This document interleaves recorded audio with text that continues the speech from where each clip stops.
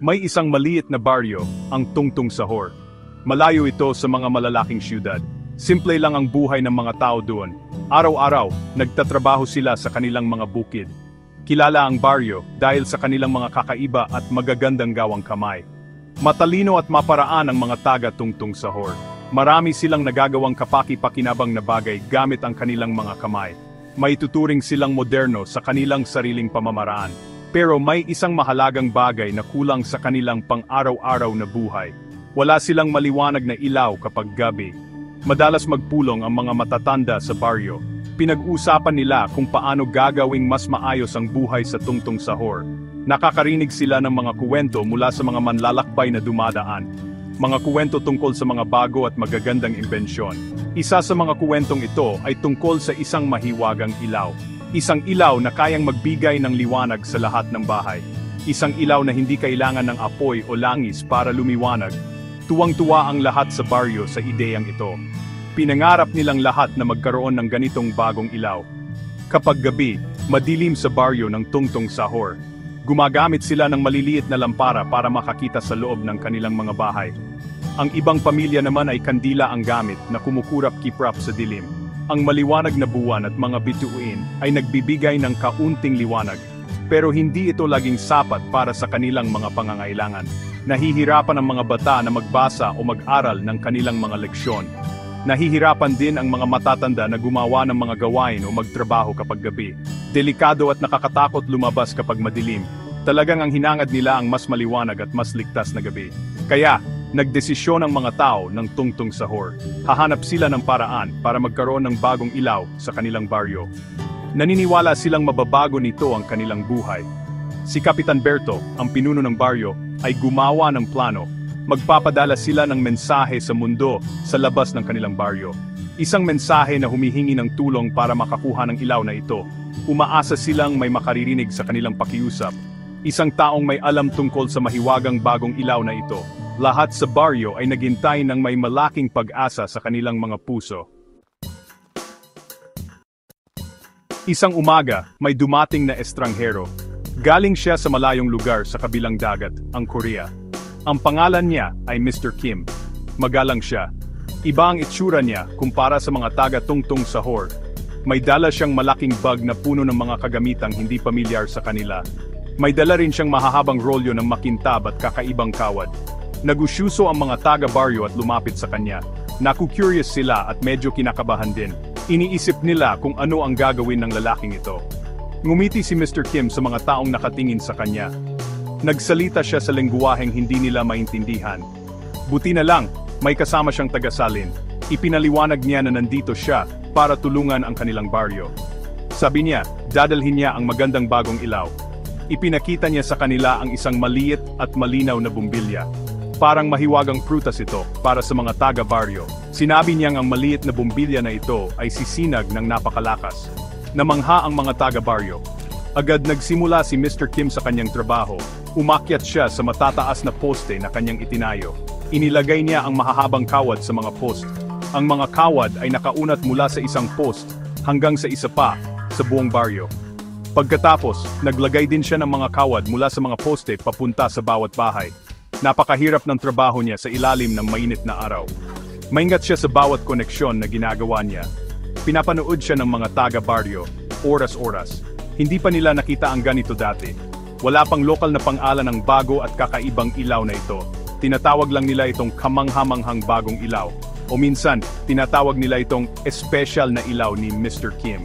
Hindi nila maintindihan kung paano gumagana ang bagong ilaw na ito. Paano nakakapaglakbay ang liwanag sa manipis na kawad? Malaking misteryo ito para sa kanilang lahat. Naghintay sila na may pananabik na makita itong umilaw. Inisip nila kung gaano kaganda ang kanilang baryo kapag maliwanag na. Umaasa silang kasing hiwaga ito ng mga kuwento. Sa masiglang baryo ng Tungtung Sahor, nakatira ang isang batang lalaki. Ang pangalan niya ay Pepito, at kilala siya ng lahat. Napaka-curious ni Pepito sa lahat ng bagay. Mahilig siyang magtanong ng magtanong buong araw. Sinundan niya si Mr. Kim kahit saan ito magpunta. Pinanood niya si Mr. Kim habang nagtatrabaho ito gamit ang kakaibang mga kawad. Gusto niyang malaman ang lahat tungkol sa bagong mahika na ito. Lalo siyang na-curious sa makintab na mga kawad. Para sa kanya, parang mahahabang ahas na kumikinang. Isang mainit na hapon, abala si Mr. Kim sa pagsusuri ng mga kawad.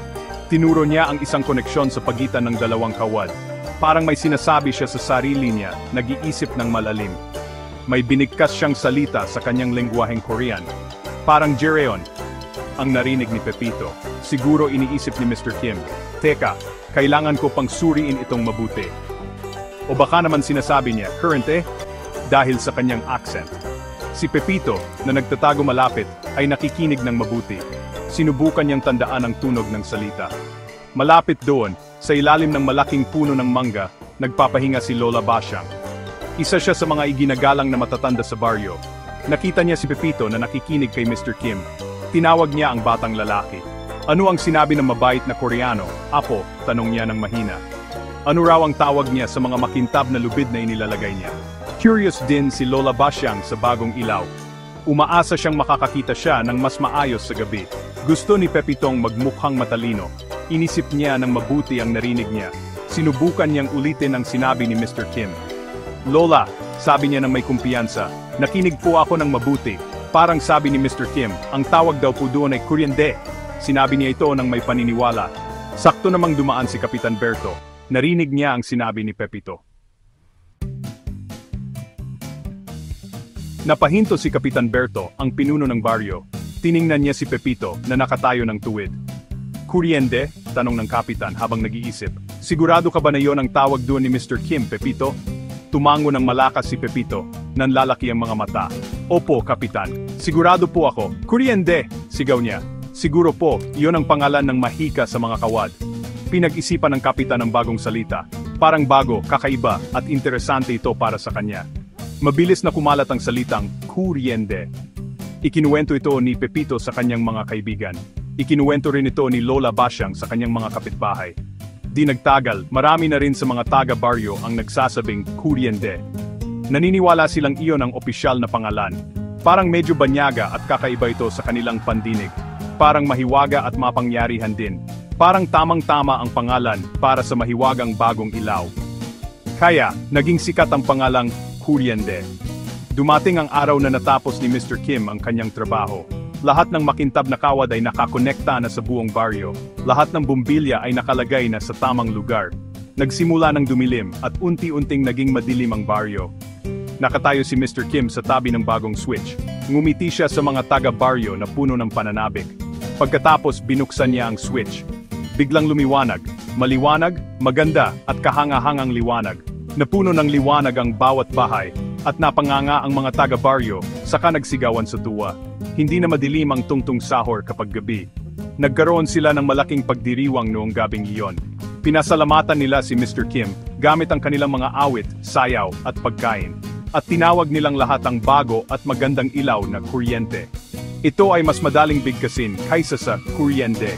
Kumalat ang kwento ni Mr. Kim at ang pinagmula ng kuryente. Nakarinig ang ibang kalapit na baryo tungkol sa maliwanag na ilaw ng tungtung sahor. Ginamit din nila ang salitang kuryente para sa bagong kapangyarihang ito. At yan, mga kaibigan, kung paano nagkaroon ng pangalan ang ilaw.